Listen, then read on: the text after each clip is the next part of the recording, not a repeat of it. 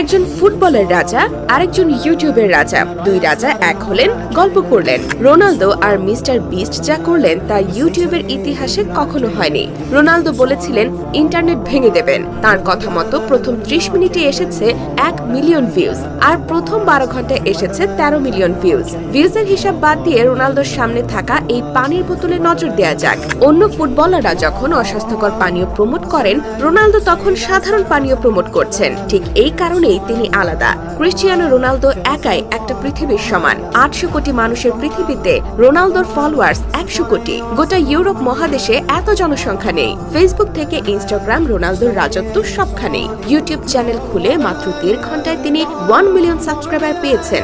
এক সপ্তাহ না যেতেই পেয়ে যান 50 মিলিয়ন সাবস্ক্রাইবার। ইনস্টাগ্রামে তার ফলোয়ার 63 কোটি 90 লাখ, যা বিশ্বের মোট জনসংখ্যার প্রায় 8%। রোনালদো আলাদা একটা ব্র্যান্ড। রোনালদোর জনপ্রিয়তা দেখে খোদ মিস্টার বিস্ট বিস্মিত।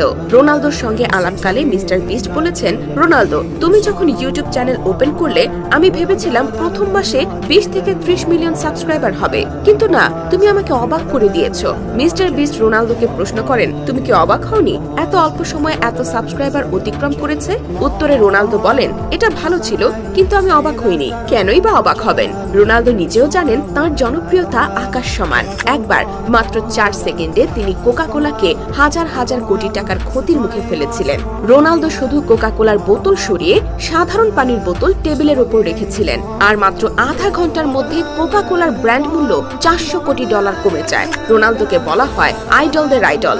ভিনিয়াস জুনিয়র, রদ্রিগোরা রোনালদোর মতো করে গোল উদযাপন করে। এমনকি মেসির দেশের তরুণ ফুটবলার গার্নাচো রোনালদোর অন্ধভক্ত।